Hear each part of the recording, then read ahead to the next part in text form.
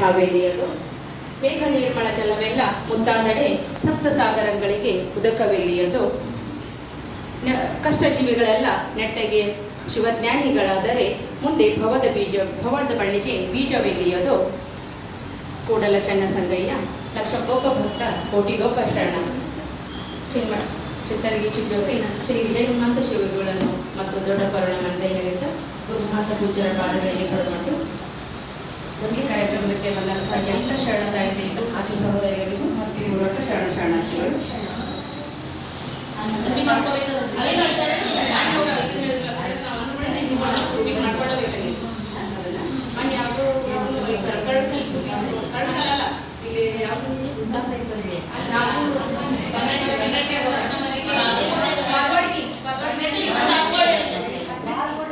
ಬಣ್ಣಕ್ಕೆ ಹೋದಾಗ ನೋಡ್ರಿ ನೀವು ಯಾರೇ ಹೇಳಿದ್ರೆ ಅವ್ರಿಗೆ ವಾಪಸ್ ಶರಣಾರ್ಥಿಗಳು ಅಂತ ಹೇಳ್ತಾರೆ. ಅದು ರೂಢಿ ಮಾಡ್ಬೋದು. ಎಲ್ಲರಿಗೂ ಶರಣಾರ್ಥಿಗಳು. ಇವತ್ತು ನಾವು ಎಲ್ಲ ಶರಣರ ಒಂದು ಪ್ರವಚನ ಕೇಳೋದಾಗಿದ್ದ ನನಗೆ ಏನು ಅನಿಸ್ತು ಅಂತಂದ್ರೆ ನಾವು ಒಮ್ಮೆ ಕೇಳ್ಬಿಟ್ವಿ ಅಂತಂದ್ರೆ ಮುಂದಿನ ಶ್ರಾವಣ ಮಠ ಮಕ್ಕಳಂತ ಪ್ರವಚನ ನಮ್ಗೆ ಸಿಗೋದೇ ಇಲ್ಲ. ಅದಕ್ಕೆ ಕೇಳ್ಬಿಟ್ವಿ ಅಂತಂದ್ರೆ ಮರ್ತಾ ಬಿಡ್ತೀವಿ. ಹಾಗೆ ಸುಮ್ಮನೆ ಬೇರೆ ಇಂಟ್ರೆಸ್ಟ್ ಇದ್ದವರು ಸ್ವಲ್ಪ ಅದನ್ನ ಏನಾದ್ರು ರಿವಿಷನ್ ಮಾಡ್ಕೊತಿರ್ತೀವಿ ಮಾಡ್ತೀವಿ. ಅದಕ್ಕೆ ಎಲ್ಲರಿಗೂ ಹೊಳ್ಳಿ ಮತ್ತೆ ಒಂದ್ಸಲ ರಿವಿಷನ್ ಆಗಲಿ ಒಂಥರ ಅದು ಏನಾಗ್ತೈತಿ ಅಂತಂದ್ರೆ ನಮಗೆ ನಾವು ರಿಕಾಲ್ ಮಾಡ್ಕೊಳ್ಳೋಕೆ ಸಾಧ್ಯ ಇಲ್ಲ ಅವ್ರ ಪಾಯಿಂಟ್ಸ್ಗಳನ್ನು. ಅದ್ರ ನಿಮಗೆಲ್ಲ ಮೊದಲನೇ ಯೂಟ್ಯೂಬ್ನಾಗ ಸಿಗ್ತಾವೆ. ಆದ್ರೆ ಇಲ್ಲಿ ನಾವು ಪ್ರತಿ ಶುಕ್ರವಾರಕ್ಕೊಮ್ಮೆ ಆದರೂ ಒಬ್ಬರ ಕಡೆಯಿಂದ ಅವ್ರು ಹೇಳಿದಂಥ ಪಾಯಿಂಟ್ಗಳನ್ನ ಮಕ್ಕಳು ಈಗ ರಿವಿಷನ್ ಥರ ನಾ ಏನು ಅನ್ಕೊಂಡಿದ್ದೆ ಅವ್ರು ಹೇಳಿದ್ದೇನೆ ಎಲ್ಲ ಸಾರಾಂಶವನ್ನು ಹೇಳ್ರಿ ಅಂತಂದಿದ್ದೆ. ಮೊನ್ನೆ ಹೋದ ಶುಕ್ರವಾರ ಅವಾಗ ಏನಂದ್ರು ಬೇಡ ಒಂದೊಂದು ಸ್ಥಳಗಳ ಬಗ್ಗೆ ಅಥವಾ ಒಂದೊಂದು ವಿಷಯದ ಬಗ್ಗೆ ಹಿಂಗೆ ತಗೋರಿ ಒಂದು ಹೇಳ್ರಿ ಅಂತ ಹೇಳಿದ್ರು. ಅದಕ್ಕೆ ನಾವು ಬರೀ ಹುಣ್ಣಿಗೊಮ್ಮೆ ಬರೀ ಶರಣರ ಒಂದು ಸ್ಮರಣೆಯ ಜೊತೆಗೆ ಪ್ರತಿ ಶುಕ್ರವಾರ ಏನು ಮಾಡೋಣ ಅಂತಂದ್ರೆ ಅವುಗಳನ್ನೇ ನಾವು ಎಲ್ಲ ನಮ್ಗೆ ಬಸವ ತತ್ವ ಪರ್ಫೆಕ್ಟ್ ಆಗೋವರೆಗೂ ಬರೀ ಇದನ್ನ ಪಂಚಾಚಾರ ಷಷ್ಠಲಗಳು ಅಷ್ಟಾವರಣಗಳನ್ನ ಇವುಗಳನ್ನ ರಿಪೀಟ್ ನಿಮ್ಗೆ ಏನೇನು ತಿಳಿದೈತೆ ಬಂದು ನೀವು ಹೇಳೋದಕ್ಕೆ ನೀವೇ ಹೆಸರು ಕೊಟ್ಟರೆ ನೀವೇ ಬಂದ ಇದನ್ನ ಮಾಡಿ. ಅದೇ ರೀತಿ ಇವತ್ತು ನಾವು ಕುಮಾರ್ ಟೀಚರ್ ಹೇಳಿದ್ವಿ. ಆದ್ರೆ ಅವ್ರು ಊರಾಗ ಇಲ್ಲದ ಕಾರಣ ಸಿಂತಾಂಗ ಮಧ್ಯಾಹ್ನ ಹೇಳಿ ನಾನು ಇವತ್ತಿನ ಮಾತಾಡುವ ಅಂತೇಳಿ ಆದರೂ ಪ್ರಿಪೇರ್ ಆಗೋದು ಇವತ್ತು ಸಪ್ತ ಸ್ಥಳದ ಬಗ್ಗೆ ಮಾತಾಡ್ತೀನಿ ಅಂತ ಹೇಳೋದು ತಮ್ಮ ಅನುಭವವನ್ನು ಶರಣ ಸುಲ್ತಾ ಅಂಗಿ ಅವರು ತಮ್ಮ ಅನುಭವವನ್ನು ಭಕ್ತ ಸ್ಥಳದ ಕುರಿತು ಹಂಚ್ಕೋಬೇಕಂತೇಳಿ ಸಂಖ್ಯೆ ಹಿಂಗೆಲ್ಲ ಇವತ್ತು ಏನು ಬಂದಿರಲ್ಲ ಎಲ್ಲರೂ ಪ್ರತಿ ಆದ್ರೆ ಏನಾಗ್ತೈತಿ ನಾವು ಎಲ್ಲರಿಗೂ ತಿಳಿಸ್ಬೇಕು ಅಂತ ಹೇಳಿದಾಗ ನಮ್ಗೆ ಅಷ್ಟ ಏನು ಈಗ ಒಂದು ಏನು ಮಾಡ್ಕೊಂಡಿನಿ ಅಂತಂದ್ರೆ ನನ್ನ ಒಂದು ಆಸೆ ಅಂತಂದ್ರೆ ಆದಷ್ಟು ಎಲ್ಲರಿಗೂ ಈ ಒಂದು ಬಸವ ತತ್ವದ ಮೂಲ ಆಶಯಗಳನ್ನ ಷಷ್ಠಲ ಪಂಚಾಚಾರ ಅಷ್ಟಾವರಣಗಳನ್ನ ತಿಳಿಸ್ಬೇಕು ಅಂತ ಹೇಳಂದ್ರೆ ಒಂದು ಸಿಲೆಬಸ್ ಥರ ಸ್ವಲ್ಪ ಏನೋ ರೆಡಿ ಮಾಡತ್ತೆ ನಂಗೆ ತಿಳಿದಷ್ಟು ಮಾಡಕತ್ತೀನಿ. ಅದು ಎಲ್ಲರಿಗೂ ತಲುಪಕ್ಕಂದ್ರೆ ಎಲ್ಲರೂ ಬಂದ್ರಿ ಅಂದ್ರೆ ತಲುಪ್ತೀವಿ. ನಮ್ಮ ಮನೆ ಮುಟ್ಸಕ್ಕೆ ಆಗ್ತಿರೋದಿಲ್ಲ. ಅದಕ್ಕಾಗಿ ನೀವೇನು ಮಾಡ್ಬೇಕಂದ್ರೆ ಆದಷ್ಟು ಹೆಚ್ಚಿನ ಸಂಖ್ಯೆ ನೀವು ನಿಮ್ಮ ಮನೆ ಅಂತ ಇದ್ದವ್ರನ್ನ ನಿಮ್ಮ ಫ್ರೆಂಡ್ಸ್ ಸರ್ಕಲ್ನ ಕರ್ಕೊಂಡು ಬಂದ್ರಿ ಅಂತಂದ್ರೆ ಇಲ್ಲಿ ನಾವು ಏನು ಮಾಡೋಣ ಅಂತಂದ್ರೆ ಯಾವುದೇ ಸಂಘಟನೆ ಅಂತಿಲ್ಲ ಹೌದಾ. ಅಕ್ಕನ ಬಳಗ ಅಂದ್ರೆ ಎಲ್ಲ ಸಂಘಟನೆಗಳು ಒಳಗೊಂಡೈತಿ. ಅಪ್ಪ ಮಕ್ಕಳಲ್ಲಿ ಅಂತ ಅವರ ಎಲ್ಲರೂ ಕರ್ಕೊಂಡು ಮಾಡ್ರಿ ಎಲ್ಲರೂ ಕರ್ಕೊಂಡನ ಮಾಡ್ರಿ ಅಂತೇಳಿ ಅದಕ್ಕೆ ನೀವು ಒಬ್ರಿಗೆ ಗೊತ್ತಾಗ್ತಿಲ್ಲ ಇನ್ನೊಬ್ಬರನ್ನು ಕರ್ಕೊಂಡು ಬಂದು ಪ್ರತಿ ಶುಕ್ರವಾರ ಆದಷ್ಟು ನಾವು ಇಲ್ಲಿ ಅಟೆಂಡ್ ಇರೋದು ಬರೀ ಇನ್ಮೇಲೆ ಗುಣಿವಿಗೆ ಅಂತ ಹೇಳಿ ಅಷ್ಟೇ ಅಲ್ಲ ಅಂತ ಹಗಲೇ ಮತ್ತೆ ಫೋನ್ ಹಚ್ಚಿಸ್ಕೋಬೇಡಿ. ಶುಕ್ರವಾರಕ್ಕೊಮ್ಮೆ ನೀವು ಬರಾಕತ್ತೀರಿ ಅಂದ್ರೆ ನಮ್ಗೆ ಹೇಳೋವಂಥ ಉತ್ಸಾಹ ಹಂಗಾರೆ ಈಗ ಭಾಳ ಮಂದಿ ಬರತ್ತಾರ ಅವ್ರಿಗೆ ಇನ್ನೂ ಅಷ್ಟು ವಿಷಯ ಹೆಚ್ಚಿನ ವಿಷಯ ಕೊಡಬೇಕು. ಯಾಕಂದ್ರೆ 15 ನಿಮಿಷ ಮಾತಾಡಿ ಮುಗಿಸಕ್ಕೆ ಅವಾಗ ಮನಸ್ಸಾಗೋದಿಲ್ಲ. ಇಷ್ಟೆಲ್ಲರೂ ಬಂದಂಥ ನಿಮ್ಮ ಸಮಯದ ಸದುಪಯೋಗನೂ ಆಗ್ಬೇಕಲ್ಲಿ. ಅದರ ಸಲುವಾಗಿ ಪ್ರತಿ ಶುಕ್ರವಾರ ನೀವು ಹೆಚ್ಚೆಚ್ಚು ಸಂಖ್ಯೆಯಲ್ಲಿ ಬಂದಷ್ಟು ನಾವು ವಿಷಯಗಳ ಸಂಗ್ರಹಣೆ ಹೆಚ್ಚಾಗ್ತಾ ಹೋಗ್ತೇವೆ. ನಿಮ್ಗೆ ತಿಳಿಸುವಂತಹ ಒಂದು ಆಲೋಚನೆಗಳು ನಮ್ಮ ಹೊಸ ಹೊಸ ಐಡಿಯಾ ಬರ್ತಿರ್ತಾವ. ನಿಮಗೂ ಎಲ್ಲರಿಗೂ ಒಂದೊಂದು ಅವಕಾಶ ತಗೊಂಡಾಗ ಮೊನ್ನೆ ಒಂದು ಸ್ಕೂಲಿಗೆ ಹೋಗಿವಿ ನಾವು ಒಬ್ರು ಟೀಚರ್ ಹೇಳತ್ತಾರೆ ನಿಮ್ಮಷ್ಟು ನಮ್ಮ ಸ್ಟೇಜ್ ಕರೇಜ್ ಇಲ್ರಿ ಅಂತೇಳಿ ಮೊನ್ನೆ ಒಬ್ರು ಟೀಚರ್ ಹೇಳತ್ತಾರೆ. ಅಂದ್ರೆ ಅವರು ಈಗ ಪಾಠ ಮಾಡೋರು ಬೇರೆ ಎಲ್ಲರ ಮುಂದೆ ಬಂದು ನಿಂತ್ಕೊಂಡು ದೊಡ್ಡವ್ರ ಮುಂದೆ ಈಗ ಸಣ್ಣ ಹುಡುಗರ ಮುಂದೆ ಪಾಠ ಹೇಳ್ತೀನಿ ಅದಷ್ಟೇ ನಾನು ಸೆಟ್ ಆಗಿಬಿಟ್ಟಿರ್ತೀನಿ. ಮತ್ತು ದೊಡ್ಡವ್ರ ಮುಂದೆ ಹೇಳುವಾಗ ನಾನು ತೊದರ್ತಿರ್ತೀನಿ. ಹಾಗಾಗಿ ಈಗ ನಾವೇ ಎಷ್ಟು ಇದನ್ನ ಮಾಡ್ತಿರ್ತೀವಿ ಅಂತಂದ್ರು ಎಲ್ಲರೂ ನೋಡುವಾಗ ಒಂದಿಗೆ ಏನೋ ಸ್ವಲ್ಪ ತೊದರ್ಕಂಗೆ ಆಗ್ತಿರ್ತಾವೆ. ಅದಕ್ಕೆ ಸ್ಟೇಜ್ ಕರೇಜ್ ಹಂಗೆ ಬರೋದಿಲ್ಲ. ಎಲ್ಲರೂ ಕುತ್ಕೊಂಡು ಈಗ ನೀವು ಮಾತಾಡಿದಾಗ ಒಂದ್ಸಲ ತಪ್ತೀರಿ 2 ಸಲ ತಪ್ತೀರಿ 3ನೇ ಸಲ ಸ್ವಲ್ಪ ಸರಳತೆ ಅನ್ನೋಂಥದ್ದು ಬಂದ ಬರ್ತೈತಿ. ಅದಕ್ಕಾಗಿ ಇವತ್ತು ಎಷ್ಟು ಹೆಚ್ಚಿನ ಸಂಖ್ಯೆಯಲ್ಲಿ ಬರ್ತೀವಿ ಅಷ್ಟು ಅದರ ಸದುಪಯೋಗ ಆಗ್ತೈತಿ ಅನ್ನೋವಂಥದ್ದು ಒಂದು ನಮ್ಮದು ಉದ್ದೇಶ. ಅದಕ್ಕೊಂದು ಏನು ಮಾಡ್ತೀವಿ ಅಂತಂದ್ರೆ ಮೊದಲು ಷಷ್ಠಲ ಅಷ್ಟಾವರಣ ಪಂಚಾಚಾರ ಅದಕ್ಕೆ ಏನೇನು ಸೂಕ್ಷ್ಮಗಳನ್ನು ಹೇಳಿದರು ಅವುಗಳನ್ನು ಸ್ವಲ್ಪ ಸಂಕ್ಷಿಪ್ತವಾಗಿ ನಾನು ಟೈಪ್ ಮಾಡಿ ಇಟ್ಕೊಳ್ತೀನಿ. ಅದನ್ನ ಸಿಲೆಬಸ್ ಪ್ರತಿ ವಾರ ಓದಿಸೋಣ ಅಂತ ಹೇಳಿ ಹೌದಾ. ಈ ಪಂಚಾಚಾರ ಯಾವ ಹೇಳ್ರಿ ಅಂತಂದ್ರೆ ಎಲ್ಲರೂ ಪಡೆದು ಹೇಳಕ್ ಬರೋದಿಲ್ಲ. ನಾವು ಹಗಲೇ ಓದಿಸಿದ್ವಿ ಅಂದ್ರೆ ಈಗ ಹೆಂಗೆ ಹೇಳತ್ತೀವಿ ಹಂಗೆ ಅವು ಫಾಸ್ಟಾಗಿ ಎಲ್ಲರಿಗೂ ಬಂದ್ಬಿಡ್ತಾವೆ. ಅದಕ್ಕಾಗಿ ಅದು ಒಂದು ಸದುದ್ದೇಶ ಮಾಡೋಣ ಅನ್ನುವಂಥದ್ದು ಒಂದು. ಅದಕ್ಕಾಗಿ ಈಗ ಶರಣ ಸುನಿತಾ ಅಂಗಿ ಅವರು ತಮ್ಮ ಒಂದು ಅನುಭವವನ್ನು ಹಂಚ್ಕೊಳ್ಬೇಕಂತ ಕೇಳ್ಕೊತೀನಿ. ಓಂ ಶ್ರೀ ಗುರು ಬಸವಲಿಂಗಾಯ ನಮಃ. ವಿಶ್ವಾಸದಿಂದ ಭಕ್ತನಾಗಿ ಆ ವಿಶ್ವಾಸದೊಳಗಣ ನಿಷ್ಠೆಯಿಂದ ಮಹೇಶ್ವರನಾಗಿ, ಆ ನಿಷ್ಠೆಯೊಳಗಣ ಸ್ವಾನುಭಾವದಿಂದ ಪ್ರಸಾದಿಯಾಗಿ, ಆ ಸಾವಧಾನದೊಳಗಣ ಸ್ವಾನುಭಾವದಿಂದ ಪ್ರಾಣಲಿಂಗಿಯಾಗಿ, ಆ ಸ್ವಾನುಭಾವದೊಳಗಣ ಅರಿವಿನಿಂದ ಶರಣನಾಗಿ, ಆ ಅರಿವು ನಿಜದಲ್ಲಿ ಸಮರಸ ಭಾವವನ್ನೈದು ನಿರ್ಭಾವ ಪದದೊಳಗಿಂದ ಭೇದವೇ ಐಕ್ಯ ಸ್ಥಳ ಕಾಣ ಗುಹೇಶ್ವರ. ಸದಾ ಸ್ಮರಣೀಯರಾದ ಬಸವಾದಿ ಶರಣರನ್ನ ಮನದಲ್ಲಿ ನೆನೆದು, ವೀರವಿರಾಗಿನಿ ಅಕ್ಕ ಮಹಾದೇವಿಯನ್ನ ನೆನೆದು, ಪರಮದಾಸೋಹಿ ಚಿತ್ತರ್ಗಿ ಶ್ರೀ ವಿಜಯ ಮಹಾಂತೇಶ್ವರರನ್ನು, ಮಹಾಂತ ಜೋಳಿಗೆಯ ಶಿವಶಿಲ್ಪಿಗಳು ಬಸವ ಸ್ವರೂಪಿಗಳಾದ ಪರಮ ಪೂಜ್ಯ ಡಾಕ್ಟರ್ ಮಹಾಂತಪ್ಪಗಳ ಜೀವಚೇತನಕ್ಕೆ ಶರಣೆಂದು, ಮಾತು ಹೃದಯಗಳಾದ ಪರಮ ಪೂಜ್ಯ ಗುರು ಮಹಾಂತಪ್ಪಗಳ ಶರಣಗಳಿಗೆ ವಂದಿಸಿ, ಇಲ್ಲಿ ನೆರೆದಿರುವ ಎಲ್ಲ ನನ್ನ ಅಕ್ಕನ ಬಳಗದ ಶರಣ ತಾಯಂದಿರಿಗೆ, ಎಲ್ಲರಿಗೂ ಸಹೋದರರಿಗೆ, ಎಲ್ಲರಿಗೂ ಶರಣಾರ್ಥಿ. ಷಟ್ಸ್ಥಳದ ಬಗ್ಗೆ ನೀವು ಏನು ತಿಳಿದದ ಅದನ್ನ ಹೇಳಂತ ಸವಿತಾಕಾರರು ಅಂತ ಹೇಳಿದ್ದಕ್ಕೆ ನನಗೆ ತಿಳಿದುಬಿಡ್ತೀನಿ, ಎಷ್ಟು ತಿಳ್ಕೊಂಡಿನಿ ಅದನ್ನು ತಮ್ಮ ಜೊತೆ ಹಂಚ್ಕೊಳ್ಳೋ ಪ್ರಯತ್ನ ಮಾಡ್ತೀನಿ. ಈ ಷಟ್ಸ್ಥಳ ಅಂತಂದ್ರೆ ಜೀವ ಅನ್ನೋದು ಏನೈತಲ್ಲ ಅದು ಶಿವನಾಗುವುದು ಅಂತ ಅಂದ್ರೆ ನರ ಹರನಾಗುವ ಒಂದು ಪ್ರಕ್ರಿಯೆ, ನರ ಹರನಾಗುವುದು ಅಂತ ಹೇಳ್ತಾರೆ. ಅಂಗ ಲಿಂಗವಾಗುವ ಮಾರ್ಗನ ಷಟ್ಸ್ಥಳ ಅಂತ ಹೇಳ್ಬೋದು. ಅಂದ್ರೆ ಇಲ್ಲಿ ಹೊರಗಳನ್ನ ಹುಡ್ಕಕ್ ಹೋಗ್ತೀವಲ್ಲ, ಹೊರಗೇನಿಲ್ಲ ನಿನ್ನೊಳಗನ ಐತಿ ಅಂತ ಶರಣರು ಏನು ತಿಳಿಸ್ಕೊಟ್ಟಾರ. ಅಂದ್ರೆ ತನ್ನ ತಾನಾರಂದರಿಗಳು ತಾನೇ ದೇವನೋಡ ಅಂತ ಏನು ಹೇಳ್ಯಾರಲ್ಲ, ಅದೇ ಷಟ್ಸ್ಥಳದ ಒಂದು ಭಾಗ. ಅಂದ್ರೆ ಇಲ್ಲಿ ಅಂಗರೂಪನೇ ಏನಾಗುತ್ತೆ ಅಂತಂದ್ರೆ ಅಷ್ಟಾವರಣ ಅಂತ ಹಾಕ್ತಿದ್ದೀವಿ. ಅಷ್ಟಾವರಣದೊಳಗೆ ಯಾವ್ಯಾವ ಬರ್ತಾವ ಅಂದ್ರೆ ಗುರು, ಲಿಂಗ, ಜಂಗಮ, ಪಾದೋದಕ, ಪ್ರಸಾದ, ವಿಭೂತಿ, ರುದ್ರಾಕ್ಷಿ, ಮಂತ್ರ. ಇವು ಅಷ್ಟಾವರಣಗಳು ಏನಾಗ್ತಾವ ಅಂದ್ರೆ ಅಂಗರೂಪ ಆಗ್ತಾವ. ಅಂದ್ರೆ ನಾವು ಇವನ್ನೆಲ್ಲ ಅಂಗರೂಪ ಅಂತ ಗುರುತಿಸ್ಕೊಳ್ತೀವಿ. ಅದೇ ರೀತಿ ಪ್ರಾಣ ಸ್ವರೂಪ ಯಾವ ಅಂದ್ರೆ ಪಂಚಾಚಾರಗಳು. ಪಂಚಾಚಾರಗಳು ಯಾವುವು ಅಂತಂದ್ರೆ ಲಿಂಗಾಚಾರ, ಸದಾಚಾರ, ಶಿವಾಚಾರ, ಗಣಾಚಾರ ಮತ್ತು ಕೃತ್ಯಾಚಾರ. ಇವು ಪಂಚ ಆಚಾರಗಳು. ಅದೇ ರೀತಿ ಆತ್ಮರೂಪಗಳು ಯಾವುವು ಅಂತಂದ್ರೆ ಅವು ಮೂಲ ಚೈತನ್ಯದ ಶಕ್ತಿ, ಅದೇ ಷಟ್ಸ್ಥಳಗಳು. ಷಟ್ಸ್ಥಳಗಳು ಯಾವುವು ಅಂತಂದ್ರೆ ಭಕ್ತ, ಮಹೇಶ, ಪ್ರಸಾದಿ, ಪ್ರಾಣಲಿಂಗಿ, ಶರಣ, ಐಕ್ಯ. ಇವು ಷಟ್ಸ್ಥಳಗಳು. ತಾವೆಲ್ಲ ಈಗ ಒಂದು ತಿಂಗಳ ತನಕ ನಾವು ಶ್ರಾವಣದೊಳಗೆ ಕೇಳಿ ಇವತ್ತು ನನಗೆ ಕೊಟ್ಟಿದ್ದು ಭಕ್ತ ಸ್ಥಳ. ಆದರೂ ಒಂದ್ಸಲ ರಿವಿಷನ್ ಆಗಲಿ ಅಂತ ಇವನ್ನೆಲ್ಲ ಒಂದು ಸ್ವಲ್ಪ ಪೀಠಿಕೆ ಅಂತ ನಾವು ಕರ್ಕೊಂಡ್ಬಂದಿದ್ದೀವಿ, ತಮ್ಮ ಮುಂದೆ ಹಂಚ್ಕೊಳಕತ್ತೀನಿ. ಷಟ್ ಅಂದ್ರೆ 6, ಸ್ಥಳ ಅಂದ್ರೆ ಮೂಲ ಅಂದ್ರೆ ಇರುವುದು. ಮಾನವನ ಮೂಲ ಇರುವಿಕೆ ಷಟ್ಸ್ಥಳ ಅಂತ ಹೇಳ್ಬೋದು. ಅಂದ್ರೆ ಆತ್ಮ, ಈ ಆತ್ಮ ಇರೋದ್ರಿಂದನೇ ನಾವಿಲ್ಲಿ ಅದೀನಿ ಮಾತಾಡಕತ್ತೀನಿ ಅಂತ ಅರ್ಥ ಆಗುತ್ತೆ. ಇದಕ್ಕೆ ಏನು ಶಕ್ತಿ ಅಂತಂದ್ರೆ 6 ಶಕ್ತಿಗಳದಾವ ಅಂತ ಹೇಳ್ತಾರೆ ಅವರು.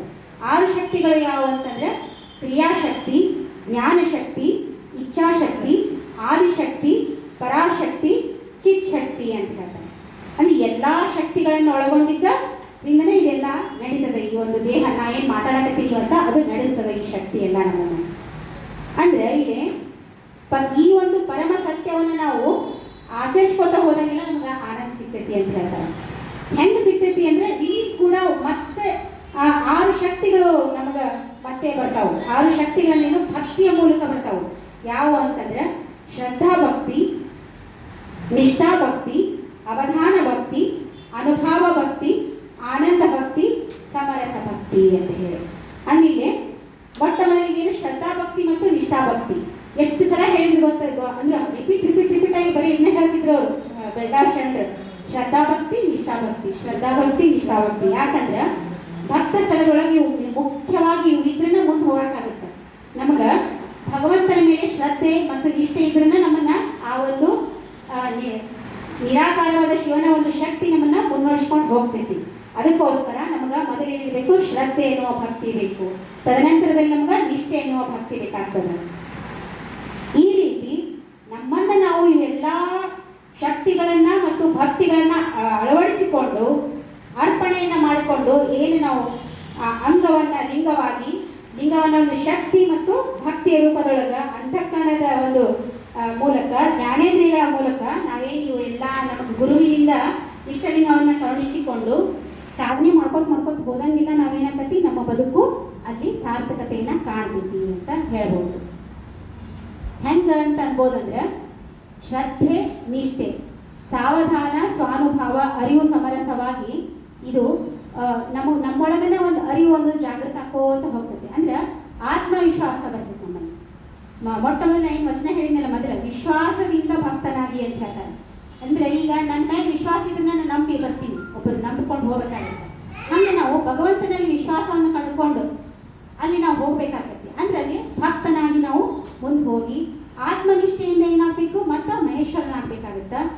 ಆತ್ಮ ಪ್ರತಿಯಿಂದ ಪ್ರಸಾದಿ ಆಗ್ಬೇಕಾಗುತ್ತ. ಆತ್ಮದ ಒಂದು ಅನುಭವದಿಂದ ಪ್ರಾಣಲಿಂಗಿ ಆಗ್ಬೇಕಾಗುತ್ತ. ಆತ್ಮದ ಒಂದು ಜ್ಞಾನದಿಂದ, ಲಿಂಗ ಜ್ಞಾನದಿಂದ ಏನಾಗಬೇಕಾಗುತ್ತ, ಶರಣನಾಗಬೇಕಾಗುತ್ತ. ಆತ್ಮದ ಒಂದು ಸಾಕ್ಷಾತ್ಕಾರದಿಂದ, ಲಿಂಗಾಂಗ ಸಾಮರಸ್ಯದಿಂದ ನಾವೇನಾಗಬೇಕಂತ ಕೊನೆಯ ಘಟ್ಟ ಐಕ್ಯನಾಗುವ ಒಂದು ಜೀವನದ ವಿಕಾಸವಾಗುವಂತಹ ಘಟ್ಟ. ಅದನ್ನ ಷಟ್ಸ್ಥಲಗಳ ಒಂದು ಷಟ್ಸ್ಥಲಗಳನ್ನು ನಮಗೆ ಬಸವಾದಿ ಶರಣರು ಕರುಣಿಸಿದ್ರು. ಈ ಒಂದು ಷಟ್ಸ್ಥಲಗಳ ಒಂದು ಸಾಧನೆ ಮತ್ತು ಸ್ಥಿತಿ ನಮಗೆ ಆಗ್ಬೇಕಾದ್ರೆ ಬರೀ ನಾವು ಹಂಗ ಅನ್ಕೊಂತ ಹೋಗೋದಲ್ಲ. ಲಿಂಗವಂತರಾದವ್ರು ನಾವು ಏನಂದ್ರೆ ಯಾರು ಇಲ್ಲಿ ಗುರು ಅಂತ ಅನ್ಕೊಳಕ್ ಆಗಲ್ಲ. ನಾವು ಎಲ್ಲರೂ ಭಕ್ತರೇ. ನಾವು ಯಾಕಂದ್ರೆ ಅಂಗ ಪ್ರಾಣ ಆತ್ಮ ಇವೆಲ್ಲ ಏನಾಗಿರ್ತಾವು, ಅಷ್ಟಾವರಣ ಪಂಚಾಚಾರ ಮತ್ತು ಷಟ್ಸ್ಥಲ ತತ್ವಗಳ ಆಚರಣೆಯನ್ನು ಒಳಗೊಂಡಿರ್ತಾವೆ. ಇದು ಯಾವಾಗ ಅಂದ್ರೆ ಇದು ಎಲ್ಲಿ ಯಾವ ವೇದದೊಳಗಿಲ್ಲ, ಪುರಾಣದೊಳಗಿಲ್ಲ, ಆಗಮದೊಳಗಿಲ್ಲ, ಎಲ್ಲಿ ನಮಗೆ ಸಿಗಂಗಿಲ್ಲ.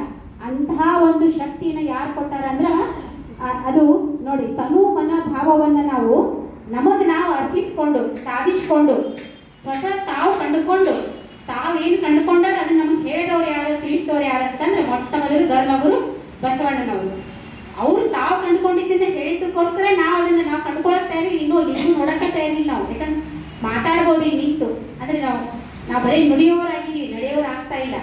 ಹಂಗ ನಮ್ಮ ಜೀವನದೊಳಗ ಈ ರೀತಿ ನೀವು ಇರ್ರಿ ಅಂತ ಇರ್ಬೇಕಾಗುತ್ತ, ಇದನ್ನ ಸಾಧಿಸ್ಕೊಳ್ರಿ, ಇದ್ರೊಳಗೆ ಶಕ್ತಿ ಐತಿ ಅಂತ ಹೇಳಿದವರು ಬಸವಾದಿ ಶರಣರು. ಅಂದ್ರೆ ತನ್ನ ತಿಳಿಯುವ ಬಗೆ ದೇಹ, ಪ್ರಾಣ ಮತ್ತು ಆತ್ಮ ಇವೆರಡೂ ಮೂರನ್ನು ಅರಿತು ನಾವೇನ್ ಮಾಡ್ಬೇಕು, ಅರ್ಚನೆ, ಅರ್ಪಣೆ, ಅನುಭಾವದ ಮೂಲಕ ನಮ್ಮ ಬದುಕನ್ನ ಸಾರ್ಥಕಗೊಳಿಸ್ಕೋಬೇಕು ಅಂತ ಷಟ್ಸ್ಥಲಗಳು ಅಂತಂದ್ರೆ ಏನು ಅನ್ನೋದು ನನಗೆ ತಿಳಿದ ಮಟ್ಟಿಗೆ ಈ ರೀತಿ ವ್ಯಾಖ್ಯಾನವನ್ನ ನಾನು ನೀಡಿದ್ದೀನಿ. ಈಗ ಭಕ್ತ ಸ್ಥಳ, ಭಕ್ತ ಅಂತಂದ್ರೆ ಈಗ ಹೇಳಿದ್ರು ಅಕ್ಕ, ಭಕ್ತಂಗ ಏನು ಕಿಂಕರನಾಗಿರ್ಬೇಕು, ಭಕ್ತ ಶಾಂತನಾಗಿರ್ಬೇಕು. ಭಕ್ತ ಅಂತಂದ್ರೆ ಭಕ್ತಂಗೆ ಬೀಜ ರೂಪು ಅಂತ ಹೇಳ್ತಾರೆ ಶರಣರು. ಭಕ್ತಂಗೆ ಬೀಜ ರೂಪು ಅಂದ್ರೆ ಅಲ್ಲಿ ಏನೂ ಇರೋದಿಲ್ಲ. ಈಗ ಒಂದು ಬಿತ್ತಾಕ ಕಾಳು ಇರ್ತೈತಿ, ಆ ಕಾಳು ನೋಡಿದ್ರೆ ಇದು ಎಷ್ಟು ದೊಡ್ಡ ಮರ ಕೊಡೋದು, ಇವೆ ಫಲ ಕೊಡುತ್ತಾನೆ ಅಂತ ಅನಿಸ್ಬೋದು. ಆದ್ರೆ ಆ ಬೀಜದೊಳಗ ಆ ತೆನಿ ಇರ್ತೈತಿ, ಅದ್ರೊಳಗೆ ದೊಡ್ಡ ಗಿಡ ಇರ್ತೈತಿ. ಆ ಗಿಡ ರುಚಿಯಾದ ಹಣ್ಣುಗಳನ್ನ ಮುಂದೆ ಬಿಡೋ ಶಕ್ತಿ ಅದ್ರೊಳಗೆ ಇರ್ತೈತಿ. ಆದ್ರೆ ಅದನ್ನ ನಾವು ಕಂಡುಕೋಬೇಕಲ್ಲ. ಆ ಕಂಡುಕೋಬೇಕಾದ್ರೆ ಮೊದಲು ಏನಾಗಬೇಕು, ನಾವು ಭಕ್ತನಾಗಬೇಕು ಅಂತ ಹೇಳ್ತಾರೆ. ಅಂದ್ರೆ ಅಲ್ಲಿ ನಮಗೊಂದು ಸಾವಧಾನ, ನಿಧಾನ, ಶಾಂತತೆ ಎಲ್ಲ ನಮ್ಮಲ್ಲಿ ಕಿಂಕರತೆ ಬರಬೇಕು ಅಂತ ಹೇಳ್ತಾರೆ. ಅಂದ್ರೆ ಬೀಜ ವೃಕ್ಷ ಯೋಗದಂತೆ ಭಕ್ತ ಸ್ಥಳ ಅಂತ ಹೇಳ್ತಾರೆ. ಬೀಜ ಇದ್ದಿದ್ದು ವೃಕ್ಷ ಆಗತ್ತಲ್ಲ, ಅದ ಯೋಗ, ಅದನ್ನ ಭಕ್ತ ಸ್ಥಳ. ಮುಂದೆ ಏನು ಫಲ ಕೊಡುತ್ತಲ್ಲ, ಅದು ಮುಂದಿನ ಏನು ವಿಷಯಗಳು ಬರ್ತಾವ ಅದ್ರ ಮೂಲಕ ಅದು ತಂದೆ ತಾನೇ ತಿಳ್ಕೊತ ಹೋಗ್ತೈತಿ. ಇಲ್ಲಿ ಭಕ್ತ ಸ್ಥಳದೊಳಗೆ ಮುಖ್ಯವಾಗಿ ನಾವು ಹೇಳಬೇಕಾಗಿತ್ತಂದ್ರೆ ಸಕಲ ತತ್ವಗಳಿಗೆ ಭಕ್ತಿ ಅನ್ನೋದು ಅಂಗ ಆಗ್ತಂದ್ರೆ, ಅಂಗ ಅನ್ನೋದು ಆಧಾರ. ಇಲ್ಲಿ ಭಕ್ತನ ಅಂಗವೇ ಆಧಾರ. ಅಲ್ಲಿ ಏನಂದ್ರೆ ಅಷ್ಟಾವರಣ ಪಂಚಾಚಾರ ಮತ್ತು ಷಟ್ಸ್ಥಲಗಳು ಬೇಕಂತ ಹೇಳ್ತಾರೆ. ಲಿಂಗಾಯತ ಧರ್ಮದಲ್ಲಿರುವವರೆಲ್ಲರೂ ಭಕ್ತರ ನಾವು. ಅಂದ್ರೆ ಭಕ್ತಿ ಸ್ಥಳವೇ ಮೊದಲ ಮೆಟ್ಟಿಲು. ಇದು ಮೊದಲ ಮೆಟ್ಟಿಲು ನಮಗ.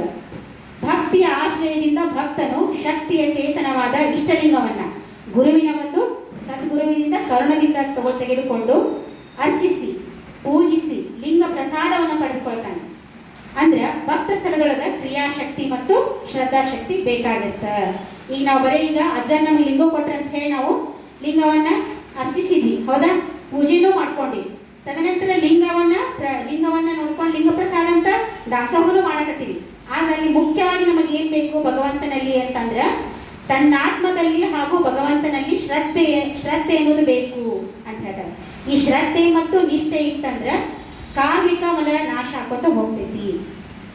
ಅಲ್ಲಿ ಭಕ್ತ ಸ್ಥಳದೊಳಗೆ ಮುಖ್ಯವಾಗಿ ಒಂದು ವಚನ ಹೇಳ್ತಾರಂದ್ರೆ, ಅರ್ಥ ಪ್ರಾಣಾಭಿಮಾನವನ್ನು ಗುರುಲಿಂಗ ಜಂಗಮದ ಮುಖಕ್ಕೆ ಸಮರ್ಪಿಸಿ ಆ ಗುರುಲಿಂಗ ಜಂಗಮವೇ ತನು ಮನ ಪ್ರಾಣವಾಗಿರಬಲ್ಲರೆ ಭಕ್ತ ಸ್ಥಳವೆಂಬೆನೆಯ ಮಹಾಲಿಂಗ ಗುರು ಶಿವಸಿದ್ದೇಶ್ವರ ಪ್ರಭುವೇ ಅಂತ ಹೇಳ್ತಾರೆ. ಅಂದ್ರೆ ಇಲ್ಲಿ ನೋಡಿ, ನಾವು ಹೇಳಿದ್ವಿ ಈಗ ಗುರು ಲಿಂಗ ಜಂಗಮಕ್ಕ ನೀನ ದೇವರು ಅಂತ ಹೇಳಿ ನಾವೇನು ಸಮರ್ಪಿಸ್ಕೊತ ಹೊಂಟಿವೆಲ್ಲ ತನು ಮನ ಪ್ರಾಣವಾಗಿ, ಇದು ಭಕ್ತ ಸ್ಥಳ. ಅಂದ್ರೆ ಭಕ್ತ ಸ್ಥಳದೊಳಗಿದ್ದವ್ರು ಇವನ್ನೆಲ್ಲ ಮಾಡ್ಬೇಕಾಗತ್ತ, ಇದು ಅವನ ಕರ್ತವ್ಯ. ಹಾಗೆ ಅವ್ನ ನಿಲು ಹೆಂಗಿರ್ತೈತಿ, ಹೆಂಗಿರ್ತಾರ ಅವರು ಭಕ್ತರಾದವ್ರು ಹೆಂಗಿರ್ಬೇಕು ನಾವು ಅಂತಂದ್ರೆ ಕಂಡ ಭಕ್ತಂಗೆ ಕೈ ಮುಗಿಯುವಾತನೇ ಭಕ್ತ. ಮೃದುವಚನವೇ ಸಕಲ ಜಪಂಗಳಯ್ಯ, ಮೃದುವಚನವೇ ಸಕಲ ತಪಂಗಳಯ್ಯ, ಸದುವಿನಯವೇ ಸದಾಶಿವನ ಒಲುಮೆಯಯ್ಯ, ಕುಡಲ ಸಂಗಮ ದೇವನಲ್ಲ ದೊಲನಯ್ಯ. ಅಂದ್ರೆ ಏನ್ ಹೇಳ್ತಾರ, ಭಕ್ತನಾದವನು ಕಂಡ ಭಕ್ತಂಗೆ ಕೈ ಮುಗಿ, ಅಂದ್ರೆ ಬಸವಣ್ಣ ಹೇಳ್ತಾರೆ ನೋಡಿ, ಎನಗಿಂತ ಕಿರಿಯರಿಲ್ಲ ಶಿವಭಕ್ತರಿಗಿಂತ ಹಿರಿಯರಿಲ್ಲ ಅಂತ. ಎಷ್ಟವ್ರು ವಿನಯದಿಂದ ಮುಗಿದ ಕೈಯಾಗಿ ಬಾಯಿಯ ಕೈಯಾಗಿ ಇರ್ತಿರಂತವ್ರು. ಅಂದ್ರೆ ಯಾರಿಲ್ಲ, ನಾನೊಬ್ಬನ ಭಕ್ತ ಅಂತ ಹೇಳಿದ್ರಂತ ಬಸವಣ್ಣವ್ರು, ನಾನೊಬ್ಬನೇ ಭಕ್ತನು ಅಂತ ಹೇಳ್ತಾರೆ. ಅಂದ್ರೆ ಇಲ್ಲಿ ಅಷ್ಟು ಕಿಂಕರನಾಗಿರ್ಬೇಕು ಭಕ್ತನಾದವನು. ಅವರ ಒಂದು ನಿಲುವು ಹೆಂಗಿರ್ಬೇಕಂದ್ರೆ, ಅವ್ರು ಏನ್ ಮಾತಾಡ್ತಾರ ಅವೆಲ್ಲ ಜಪಗಳಾಗಬೇಕು. ಅವ್ರೇನ ಮೃದು ವಚನವೇ ಸಕಲ ತಪಂಗಳಾಗಬೇಕು. ಸದಾಶಿವನ ಒಲುಮೆ, ಅದ ಸದಾಶಿವನ ಒಲುಮೆ ಅಂತ, ಸದುವಿನಯವೇ ಸದಾಶಿವನ ಒಲುಮೆ ಅಂತ. ಈ ರೀತಿ ಅವರ ಒಂದು ನಿಲುವಾತಂದ್ರೆ, ಇನ್ನೊಂದು ವಚನದೊಳಗೆ ಏನ್ ಹೇಳ್ತಾರ, ಭಕ್ತನಾದವನು ಹೆಂಗಿರ್ಬೇಕು ಅಂದ್ರ ಅಳಿಮನದವನಾಗಿರ್ಬಾರ್ದು. ಅಳಿಮನ ಅಂದ್ರೆ ಕೊಡ್ಬೇಕೋ ಕೊಡಬಾರ್ದು, ಅವ್ರು ಹಂಗೆ ಹೇಳಿದ್ರು ಇವ್ರು ಹಿಂಗೆ ಹೇಳಿದ್ರು, ಮೀನಾಮೇಷ ಎಣಿಸುದಿಲ್ಲ. ಗುರು ಏನ್ ಹೇಳ್ಕೊಟ್ಟಿರ್ತಾನ, ನಮ್ಗೆ ಅರಿವಿಗೆ ಏನ್ ಬಂದಿರ್ತೈತಿ ನಾ ಮಾಡ್ಬೇಕು ಅಂತ, ಇದು ಒಂದೇ ತಲೆಯಾಗಿರ್ತೈತಿ ಹೊರತು ಅವರಲ್ಲಿ ಅಳಿಮನ ಆಗ್ತಾನೆ ಇಲ್ಲ. ಅಂದ್ರೆ ಇದು ಮುಚ್ಚಿ ಕೊಡ್ತಿರ್ತಾರ ಅವ್ರಿಗೆ, ದೊಡ್ಡ ಇಷ್ಟ ಇರ್ತೈತಿ, ಒಂದು ಸ್ವಲ್ಪ ಉಳಿಸ್ಕೊಂಡು ಕೊಟ್ರ ಅಂತ ಹೇಳಿ ಹಿಂಜರಿತಿರ್ತಾನೆ. ಅಳಿಮನದವನು ಭಕ್ತನಾಗಲಾರ. ಭಕ್ತನ ಅಂತರಂಗ ಬಹಿರಂಗ ಶುದ್ಧವಾಗಿರ್ಬೇಕು. ಆಮೇಲೆ ಭಕ್ತನು ಹೆಂಗಿರ್ಬೇಕಂದ್ರೆ ಅನುಭಾವಿಯಾಗಿರ್ಬೇಕು. ಅನುಭಾವಿ ಅಂದ್ರೆ ಎಷ್ಟನೇ ಮಟ್ಟಿಗೆ ತನ್ನ ಒಳಗೆ ಕರುಣೆ ಅಂತಃಕರಣ ತುಂಬಿಕೊಂಡಿರ್ಬೇಕು, ಏನಾದ್ರೂ ತಿಳ್ಕೊಂಡಿರ್ಬೇಕು, ಹೇಳುವಂತ ಒಂದು ಶಕ್ತಿ ಅವನಲ್ಲಿ ಇರಬೇಕು. ನಡೆ ನುಡಿ ಒಂದಾಗಿರ್ಬೇಕು. ಆಮೇಲೆ ಜಾತಿ ಸೂತಕವನ್ನ ಕಳೆದುಕೊಂಡಿರ್ಬೇಕು. ಭಕ್ತನಾದವನು ಈ ಲಿಂಗವನ್ನು ಧರಿಸಿಕೊಂಡು ಎಲ್ಲರೂ ಲಿಂಗವಂತರು ಅಂತ ಏನ್ ಹೇಳ್ತೀವಿ ನೋಡಿ, ಎಲ್ಲರೂ ಲಿಂಗ ಸ್ವರೂಪಿಗಳು. ಇದು ಆತ್ಮ ಸ್ವರೂಪ ಇದೈತಲ್ಲ ಲಿಂಗ, ಇದೆಲ್ಲರೂ ಒಂದ. ಅದಕ್ಕೆ ಯಾರು ಎದುರಿಗಿರ್ತಾರೆ ಅವ್ರು ನಮ್ಮಂಗ ಅಂತ ಹೇಳಿ ನಾ ಆ ವ್ಯಕ್ತಿಯನ್ನ ನೋಡಿ ತಲೆಬಾಗುವುದಿಲ್ಲ. ಅವನ ಒಂದು ಆತ್ಮದಲ್ಲಿ ನಮ್ಮ ದೇವರು ಅಲ್ಲಿ ನೆಲೆಗೊಂಡನ ಅಂತ ಹೇಳಿ ನಾವು ಕೈ ಮುಗಿತೀವಿ ಹೊರತು ಆ ವ್ಯಕ್ತಿ ಅಂತ ನಾವು ಅಲ್ಲಿ ತಲೆಬಾಗುವುದಿಲ್ಲ. ದೊಡ್ಡವರ ಇರಲಿ ಸಣ್ಣವರ ಇರಲಿ ಎಲ್ಲರೂ ಒಂದೇ ಸಮಾನ ಅಂತ ತಿಳಿದು ನಾವು ತಲೆಬಾಗ್ತೀವಿ ಹೊರತು ಅಲ್ಲಿ ಯಾವುದೂ ಮೇಲು ಕೀಳು ಅನ್ನೋದು ಬರೋದಿಲ್ಲ. ಹಂಗ ಜಾತಿಯೊಳಗೂ ಸಹಿತ ಅವನು ಜಾತಿ ಸೂತಕವನ್ನ ಎಣಿಸಬಾರ್ದು. ಯಾರೇ ಬರಲಿ ಅವರು ನಮ್ಮ ಮನೆಗೆ ದೇವರ ಬಂದಾನ ಅಂತ ಹೇಳಿ ನಾವು ಒಳಗೆ ಕರೆದು ಅವನಿಗೆ ಎಲ್ಲ ಅವರಿಗೆ ನಾವು ಕುಶಲೋಪರಿಯನ್ನ ಮಾಡಬೇಕು. ಆಮೇಲೆ ಶ್ರಮದ ದುಡಿಮೆ ದಾಸೋಹ ಮಾಡಬೇಕು. ಅಂದ್ರೆ ಇನ್ನೊಬ್ಬರ ದುಡಿಮೆ ಒಳಗೆ ನಾವು ಇರಬಾರ್ದು. ಏಟ ದುಡಿಮೆ ನಮ್ಮ ದುಡಿಮೆ ಒಳಗನೆ ನಾವು ಇರಬೇಕು. ಇನ್ನೊಬ್ಬರ ಆಸ್ತಿ ಅಂತಸ್ತು ಹಣದ ಆಸೆಯನ್ನ ಪಡಬಾರದು. ನಮಗೆ ಎಷ್ಟು ದುಡಿದಿರ್ತೀವಿ ಅದರೊಳಗೆ ಎಷ್ಟಾಗಲಿ ದಾಸೋಹವನ್ನ ಮಾಡಬೇಕು ಭಕ್ತನಾದವನು. ಅದೇ ರೀತಿ ತನು ಮನ ಭಾವ ಶುದ್ಧವಾದ ಆ ರೀತಿ ಇದ್ದಂತಹ ಭಕ್ತನ ತನು ಮನ ಭಾವ ಹೆಂಗಿರ್ತೈತಿ ಅಂದ್ರೆ ಶುದ್ಧ ಆಗಿರ್ತೈತಿ. ಅವನ ಕಾಯವೇ ಕೈಲಾಸ ಆಗಿರ್ತೈತಿ ಅಂತ ಹೇಳ್ತಾರೆ ಶರಣರು. ಈ ರೀತಿ ಭಕ್ತನಾದವನು ಸಂಸಾರ ಸಂಪತ್ತಿನಲ್ಲಿ ಮೋಹ ಕೂಡ ಇರಬಾರದು. ಅಂದ್ರೆ ಈ ಸಂಸಾರ ಅಂದ್ರೆ ಗಂಡ ಹೆಂಡತಿ ಅಂತ ಅಂದಿಲ್ಲ ಶರಣರು. ಅಂದ್ರೆ ಇಲ್ಲಿ ಸಂಸಾರದೊಳಗಿದ್ದುಕೊಂಡೇ ಸದ್ಗತಿಯನ್ನು ಸಾಧಿಸಲು ಹೇಳಿಕೊಟ್ಟವರು ಬಸವಾದಿ ಶರಣರು. ಇಲ್ಲಿ ಸಂಸಾರ ಅಂತಂದ್ರೆ ಆಸೆ ಕೊಡುದು, ಅದು ಬೇಕು ಇದು ಬೇಕು ಅಂತ ಹೇಳಿ ಸಂಪತ್ತಿನ ಮೇಲೆ ಏನು ಮೋಹ ಮಾಡ್ತೀವಲ್ಲ ಅದು ಭಕ್ತನಾದವನಿಗೆ ಇರಬಾರ್ದು. ಏನಿದ್ರು ತೃಪ್ತಿಯನ್ನು ಹೊಂದಿರಬೇಕು. ಇದೇ ರೀತಿ ಇನ್ನೊಂದು ವರ್ಷದೊಳಗ ಭಕ್ತನು ಶಾಂತನಾಗಿರಬೇಕು. ತನ್ನ ಕುರಿತು ಬಂದ ಠಾವಿನಲ್ಲಿ ಸತ್ಯನಾಗಿರಬೇಕು. ಭೂತ ಹಿತವಹ ವಚನವ ನುಡಿಯಬೇಕು. ಗುರುಲಿಂಗ ಜಂಗಮದಲ್ಲಿ ನಿಂದೆ ಇಲ್ಲದಿರಬೇಕು. ಸಕಲ ಪ್ರಾಣಿಗಳ ತನ್ನಂತೆ ಕಾಣಬೇಕು. ತನು ಮನ ಧನವ ಗುರುಲಿಂಗ ಜಂಗಮಕ್ಕೆ ಸವಹಿಸಲೇಬೇಕು. ಅಪಾತ್ರ ದಾನವ ಮಾಡಲಾಗದು. ಸಕಲೇಂದ್ರಿಯಗಳ ತನ್ನ ವಶವ ಮಾಡಬೇಕು. ಇದೇ ಮೊದಲಲ್ಲಿ ಬೇಹ ಶೌಚ ನೋಡ. ಲಿಂಗವ ಪೂಜಿಸಿ ಪ್ರಸಾದವ ಪಡೆವಡೆ. ಅದೇ ಸಾಧನ ನಮ್ಮ ಕೂಡಲ ಚನ್ನ ಸಂಗಮ ದೇವರಲ್ಲಿ ಅಂತ ಚನ್ನಬಸವಣ್ಣವ್ರು ಹೇಳ್ತಾರೆ. ಅಂದ್ರೆ ಇಲ್ಲಿ ಭಕ್ತ ಶಾಂತನಾಗಿರಬೇಕು. ಒಂದೇದು ತನ್ನ ಕುರಿತು ಬಂದ ಕಾಲದಲ್ಲಿ ಏನೇ ಇರಲಿ ಸತ್ಯವನ್ನ ನುಡಿತಿರ್ಬೇಕು. ಇಲ್ಲದ ಹಂಗಂದ್ರೆ ಹಿಂಗಂದ್ರೆ ಮಾಡ್ತಿರ್ಬಾರ್ದು. ಗುರುಲಿಂಗ ಜಂಗಮಕ್ಕ ನಿಂದೆಯನ್ನ ಮಾಡ್ತಿರ್ಬಾರ್ದು. ಎಲ್ಲಾ ಪ್ರಾಣಿಗಳ ತನ್ನಂತ ಅಂತನ ಅನ್ಕೋಬೇಕು. ತನು ಮನ ಧನವನ್ನ ಗುರುಲಿಂಗ ಜಂಗಮಕ್ಕೆ ಕೊಡ್ತಿರ್ಬೇಕು. ಅಪಾತ್ರ ದಾನ ಮಾಡಲಾಗದು. ಹೇಳಿದ್ನಲ್ಲ ನಾನು, ಕಳ್ಳತನದಿಂದ ಬಂದಂತ ಹಣನ ಮಾಡಿರೋದು ವ್ಯರ್ಥದು. ಅದು ಪಾಪಿಯ ಧನ ಪ್ರಾಯಶ್ಚಿತ್ತಕ್ಕೆ ಸಲ್ಲದಯ್ಯ ಅಂತ ಹೇಳ್ತಾರಲ್ಲ, ಹಾಗ ನಾವು ಪಾಪಿಯ ಧನ ಪ್ರಾಯಶ್ಚಿತ್ತಕ್ಕೆ ಅದು ಆಗುದಿಲ್ಲದು. ಏನು ನಾಯಿ ಹಾಲು ನಾಯಿಗಲ್ಲದೆ ಪಂಚಾಮೃತಕ್ಕೆ ಸಲ್ಲದಯ್ಯ ಅಂತ ಹೇಳಿದ್ರೆ ಹಂಗ ಅದು ಅಪಾತ್ರ ದಾನವ ಮಾಡಲಾಗದು. ಸಕಲೇಂದ್ರಿಯಗಳ ತನ್ನ ವಶವ ಮಾಡಬೇಕು. ಸಕಲೇಂದ್ರಿಯಗಳ ಅಂತಂದ್ರೆ ಇಲ್ಲಿ ಎಲ್ಲ ನಾವೇನು ಚಪಲಗಳಿರ್ತಾವ ನಮಗೆಲ್ಲ ಅದು ಬೇಕು ಇದು ಬೇಕು. ಇಲ್ಲಿನೂ ಮತ್ತೆ ಹಂಗೆ ಹೇಳ್ತಾರೆ ಅವರು, ಆಸೆಯನ್ನ ಮಾಡಬಾರ್ದು ಅಂತಲೇ ಇಲ್ಲಿ ಬರುತ್ತೆ. ಇದು ಮೊದಲು ಇದ್ರೆ ಅವರು ಭಕ್ತ ಅಂತ ಅನ್ಸ್ಕೊಂತಾನ ಅಂತ ಹೇಳ್ತಾರೆ ಚನ್ನಬಸವಣ್ಣವರು. ಲಿಂಗವ ಪೂಜಿಸಿ ಪ್ರಸಾದವ ಪಡೆವಡೆ. ಅದೇ ಸಾಧನ ನಮ್ಮ ಕೂಡಲ ಚನ್ನ ಸಂಗಮ ದೇವರಲ್ಲಿ ಅಂತ ಹೇಳ್ತಾರೆ. ಕೊನೆಯದಾಗಿ ನಾನು ಇನ್ನೊಂದು ವಚನ ಹೇಳಿ ನನ್ನ ಮಾತುಗಳನ್ನ ಮುಗಿಸ್ತೀನಿ.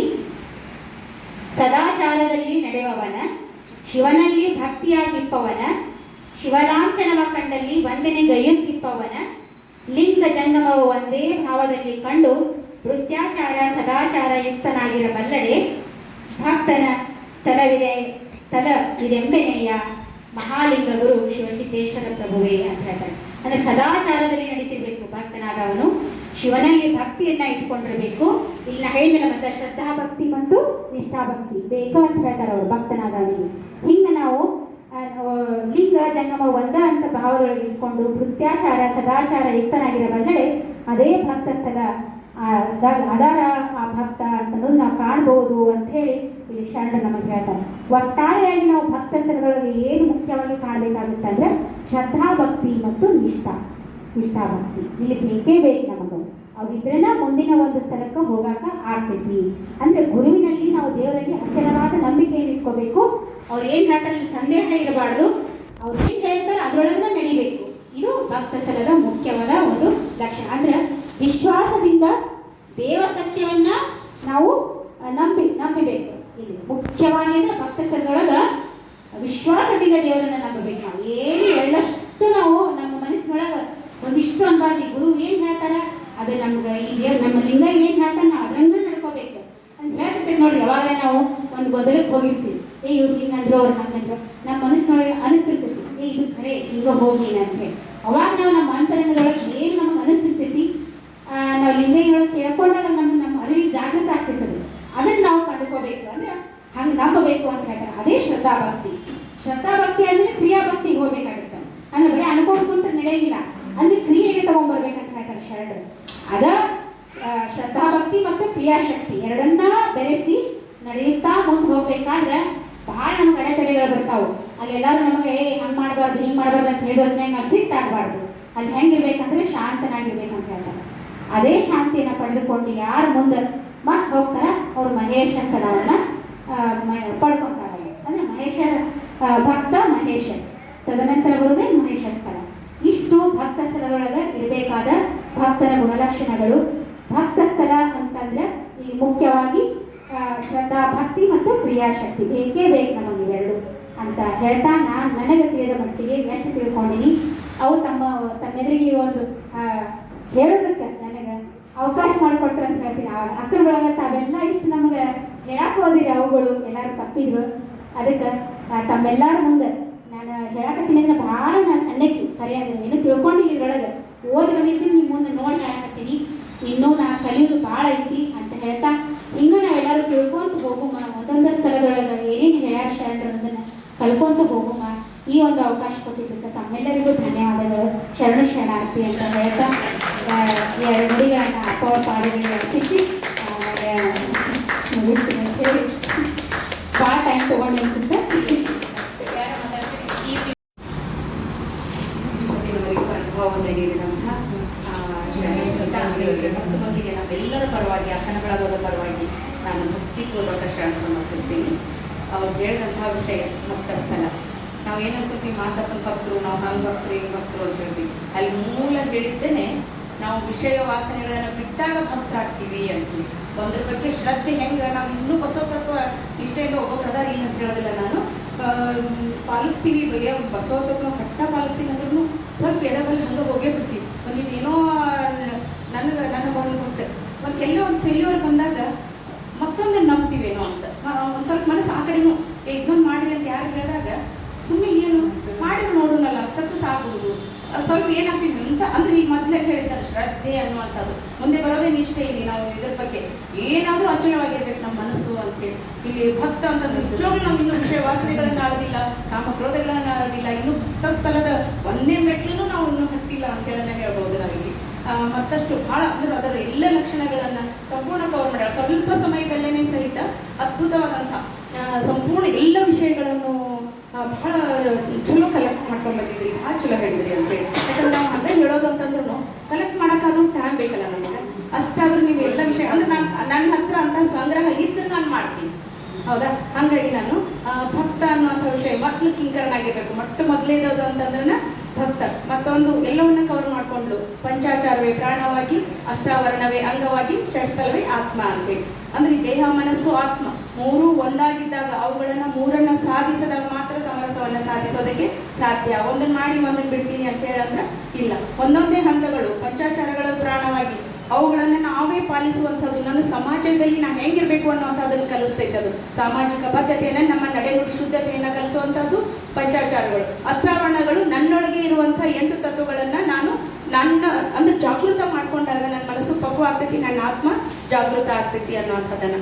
ಷಟ್ಸ್ಥಲ ಹಂತಗಳು, ಒಂದೊಂದೇ ಹಂತಗಳನ್ನು ನನ್ನ ಅಂತರಂಗದ ಪಯಣ. ಅದು ನಾನೇ ಸಾಧಿಸಬೇಕು, ಮತ್ತೊಬ್ರು ಯಾರು ಹೆಲ್ಪ್ ಮಾಡಕ್ಕೆ ಸಾಧ್ಯನೇ ಇಲ್ಲ ನಿಮಗೆ. ಅದರೊಳಗೆ ನಾನೇ ಸಾಧಿಸಬೇಕಾದಂಥ ನನ್ನ ಅಂತರಂಗದ ಪಯಣ ಷಟ್ಸ್ಥಲಗಳು ಅಂತೇಳಿ. ಅದಕ್ಕಾಗಿ ಮತ್ತೊಂದು ಭಕ್ತನ ಒಂದು ಲಕ್ಷಣಗಳನ್ನು ಹೇಳುವಾಗ ಭಕ್ತನು ಶಾಂತನಾಗಿರಬೇಕು, ಭಕ್ತನು ಕಿಂಕರನಾಗಿರಬೇಕು. ನಂತರ ಮತ್ತೊಂದು ಹೇಳಿದ್ದು ಭಕ್ತ ಅಂದ್ರೆ ಭಕ್ತಿ ಹಂತದ ಭಕ್ತಿ ವಿಕಾಸದ ಹಂತಗಳು ಅಂತ ಹೇಳ್ತೀವಿ. ಶ್ರದ್ಧೆ, ಮೊದಲಿಗೆ ಭಕ್ತ ಸ್ಥಳದಲ್ಲಿರುವಂಥದ್ದು ಶ್ರದ್ಧೆ ಅನ್ನುವಂಥದ್ದು. ಆನಂತರ ನಿಷ್ಠೆ, ಅವಧಾನ, ಅನುಭವ, ಆನಂದ, ಸಮರಸ. ಇವು 6 ಸಹಿತ ನಾವು ಹ್ಯಾಕ್ ಮಾಡ್ಕೊಂಡು ಹೋದ್ವಿ ಅಂದ್ರೆ ಒಂದೊಂದು ದಿನ ಅದರ ಅರ್ಥ ನಮ್ಗೆ ಗೊತ್ತಾಗ್ತಾ ಹೋಗ್ತೈತಿ. ಓ ಹೌದು, ಈಗ ಯಾರೇ ಈಗ ನಮ್ಮ ಮಕ್ಕಳ ಬಗ್ಗೆ ಮೊದಲೇದು ವಿಶ್ವಾಸ. ಹೌದಾ? ಫಸ್ಟ್ ವಿಶ್ವಾಸದ ಹಂತದಲ್ಲಿ ಹೋದ್ವಿ ಅಂದ್ರೆ ನಮ್ಮ ಮಾತಪ್ಪನ ಬಗ್ಗೆ ವಿಶ್ವಾಸ ಕುಂತು ಒಂದು ಶ್ರದ್ಧೆ ಅನ್ನೋಂಥದ್ದು ಬೆಳಿತೈತಿ. ಹಾಗಾಗಿ ಭಕ್ತನಿಗೆ ಮೂಲವಾಗಿ ಬೇಕಾಗಿದ್ದಂಥದ್ದು ವಿಶ್ವಾಸ, ಆ ನಂತರ ಶ್ರದ್ಧೆ ತಾನೇ ಅದು ಬೆಳ್ಕೊಂತ ಹೋಗ್ತೈತಿ. ನಂತರ ಭಕ್ತಿ ವಿಕಾಸದ ಹಂತದಲ್ಲಿ ಗುರು ಅಂಗಸ್ಥಳಗಳನ್ನ ಹೇಳಿದ್ರಿ, ಲಿಂಗಸ್ಥಳಗಳನ್ನ ಇದನ್ನ ಹೇಳಿಲ್ಲ ಅಂತ ಅನಿಸ್ತೇನೆ. ನಾ ಇನ್ನು ಹೋದಾಗ ಹೇಳಿದ್ರು ಗೊತ್ತಿಲ್ಲ. ಆಚಾರಲಿಂಗ ಹೇಳಿದ್ರಿ. ಫಸ್ಟ್ ಭಕ್ತ ಸ್ಥಳದಲ್ಲಿ ಬರುವಂತಹದೇನೆ ಆಚಾರಲಿಂಗ. ನಮ್ಮೊಳಗೆ ಏನದವ 6 ಅಂಗಸ್ಥಳಗಳು, 6 ಲಿಂಗಸ್ಥಳಗಳು ಅಂತೇಳಿ ಮಣ್ಣು ಹೇಳಿದ್ರು ಅವರು. ಭಕ್ತ ಮಹೇಶ ಪ್ರಸಾದ ಪ್ರಾಣಲಿಂಗ ಶರಣ ಐಕ್ಯ ಇವು ಅಂಗಸ್ಥಳಗಳಾದ್ರ 6: ಆಚಾರಲಿಂಗ, ಗುರುಲಿಂಗ, ಶಿವಲಿಂಗ, ಜಂಗಮಲಿಂಗ, ಪ್ರಸಾದಲಿಂಗ, ಮಹಾಲಿಂಗ. ಇವು ಲಿಂಗಸ್ಥಳಗಳು ಅಂತೇಳಿ. ಭಕ್ತನಿಗೆ ಇರಬೇಕಾಗಿದ್ದು ಮೊದಲಿಗೆ ಭಕ್ತ ಇದು ಅಂಗಸ್ಥಳ ಆದ್ರೆ ಅದಕ್ಕೆ ಲಿಂಗ ಆಚಾರಲಿಂಗ ಅಂತೇಳಿ. ಆಚಾರ ಅಂತಂದ್ರೆ ಆಚರಣೆ, ನಾವು ಆಚರಿಸಬೇಕಾದಂತಹ ಕ್ರಮಗಳಿಗೆ ಆಚಾರಲಿಂಗ ಅಂತೇಳಿ. ನಾವು ಯಾವ ರೀತಿ ಇರಬೇಕು ಅಂತೇಳಿ. ಅದಕ್ಕಾಗಿ ಅದಕ್ಕೆ ವಾಸನೆ ಬರ್ತೈತಿ. ಅಂದ್ರೇನು? ಶ್ರದ್ಧೆ ಅಂದ್ರೆ ಭಕ್ತಿ ಯಾವ್ದಿರ್ಬೇಕು ಅಂತಂದ್ರೆ ಶ್ರದ್ಧೆ ಇರಬೇಕು. ಅದಕ್ಕೆ ಮುಖ ಯಾವುದು ಅಂತ ಹೇಳಂತಂದ್ರೆ ಅದಕ್ಕೆ ಶಕ್ತಿ ಯಾವುದು ಅಂತಂದ್ರೆ ಕ್ರಿಯಾಶಕ್ತಿ. ಅದಕ್ಕೆ ಮುಖ ಯಾವುದು ಅಂತ ಹೇಳಂದ್ರೆ ವಾಸನೆ, ಮೂಗು, ನಾಸಿಕ ಅಂತ ಹೇಳಿ. ಅದಕ್ಕೆ ಅದರ ಪ್ರಸಾದ ಅಂದ್ರೆ ಪ್ರಸಾದವನ್ನ ಸುವಾಸನೆಯನ್ನ ಸ್ವೀಕರಿಸುವಂತಹದ್ದು ಅಂತ ಹೇಳಿ. ಇವುಗಳನ್ನೆಲ್ಲ ಅಪ್ಪ ಹೇಳ್ತಿದ್ರು ಗಂಗಾಶರಣೊಳಗೆ. ಹೌದಾ? ಇವುಗಳನ್ನ ಹಂತವಾಗಿ ಒಂದೊಂದನ್ನೇ ತಿಳ್ಕೊಂಡು ಹೋಗೋಣ ಅಂತ ಹೇಳಿ ಮೊದಲು ನಾವು ಪಂಚಾಚಾರ, ಷಟ್ಸ್ಥಲ, ಅಷ್ಟಾವರಣಗಳ ಬಗ್ಗೆ, ಆ ನಂತರ ಭಕ್ತಿ ವಿಕಾಸದ ಹಂತಗಳನ್ನ ತಿಳ್ಕೊಳ್ಳೋಣ. ಅದರ ಅಂದ್ರೆ ಒಳಗೆ ಆಮೇಲೆ ತಿಳ್ಕೊಂಡು ಹೋಗೋಣ. ಆಮೇಲೆ ಇವುಗಳನ್ನ ಶಕ್ತಿಗಳು 6 ಶಕ್ತಿಗಳು ಬರ್ತಾವ. ಅಂಗಸ್ಥಲ, ಲಿಂಗಸ್ಥಲ, 6 ಭಕ್ತಿ ವಿಕಾಸದ ಹಂತಗಳು, 6 ಅದಕ್ಕೆ ಮುಖಗಳು, ಅದರ ಪ್ರಸಾದಗಳು ಅಂತೇಳಿ ಹಂತವಾಗಿ ಬರ್ತಾವ. ಅದಕ್ಕಾಗಿ ಒಂದು ಸ್ವಲ್ಪ ಅವುಗಳನ್ನ ಎಲ್ಲರೂ ಕೂಡಿ ಚರ್ಚೆ ಮಾಡಿದ ರೀತಿಯಲ್ಲಿ ನಿಜವಾಗ್ಲೂ ಇನ್ನೊಮ್ಮೆ ನಮ್ಮ ಎಲ್ಲರ ಪರವಾಗಿ ಭಕ್ತಿಪೂರ್ವಕ ಶರಣಾರ್ಥಿಗಳಂತೇಳಿ ಸ್ವಲ್ಪ ಸಮಯದಲ್ಲಿ ಬಹಳ ಅದ್ಭುತ ವಿಷಯವನ್ನ ಕಲೆಕ್ಟ್ ಮಾಡಿದ್ರಿ. ಹೀಗಾಗಿ ಭಕ್ತನು ಕಿಂಕರನಾಗಿರ್ಬೇಕು. ಸ್ವಲ್ಪ ಆದ್ರೂ ನಾವು ಕಿಂಕರ ಭಾವವನ್ನ ಅಳವಡಿಸ್ಕೊಳ್ಳೋಣ. ಕಿಂಕರ ಅಂದ್ರೆ ನಾನು ಎಲ್ಲರಿಗಿಂತ ಕಡಿಮೆ ಅಂತ, ನಾನು ನಿಮ್ಗಿಂತ ದೊಡ್ಡ ಅಹಂಕಾರ ಇಲ್ಲ, ನಿರಹಂಕಾರಿ ಭಾವ. ಹೌದಾ? ಬಸವಣ್ಣ ಹೇಳ್ತಾ ನಾನೊಬ್ಬನೇ ಭಕ್ತನು, ಉಳಿದವರೆಲ್ಲ ಲಿಂಗ ಜಂಗಮರು. ಬಸವಣ್ಣ ಕಿಂಕರನೇ ಬಸವಣ್ಣ ಅಂತ. ಕಿಂಕರತ್ವ ಅಂತ ಹೇಳಂದ್ರ ನೀವೆಲ್ಲರೂ ದೊಡ್ಡವರು. ವೃತ್ತಾಚಾರದ ಮೊದಲ ಹಂತನ ಅಲ್ಲಿ ಬರುವಂತದ್ದು. ನೀವೆಲ್ಲರೂ ದೊಡ್ಡವರು. ಕಿಂಕರ ಅಂತಂದ್ರೆ ದಾಸ ಅಂದಂಗ. ಈಗ ಶರಣ ಅಂದ್ರೂ ದಾಸನ. ನಿಮ್ಗೆಲ್ಲರಿಗೂ ಶರಣ ಅಂತಂದ್ರ ದೊಡ್ಡ ಪದ ಅಲ್ಲದು. ಶರಣ ಅನ್ನೋಂಥದ್ದು ಸಂಪೂರ್ಣ ಶರಣಾಗತಿ ಭಾವ. ನಾನು ನಿನ್ನ ಪರಮಾತ್ಮನಿಗೆ ನಾನು ಸಂಪೂರ್ಣ ಶರಣಾಗತಿ ಆಗಿನಿ, ನಿನ್ನ ದಾಸ ನಾನು, ನಿನ್ನ ಆಳು ನಾನು ಅಂತ ಹೇಳ್ಕೊಂಡ ದಾಸ ಅಂತ ಹೇಳಿ. ಅದು ಮತ್ತೆ ದಾಸ ಶರಣ ಅಂತಂದ್ರೂ ಅದಕ್ಕೆ ಕಿಂಕರ ಭಾವನ. ನಾನೊಬ್ಬನೇ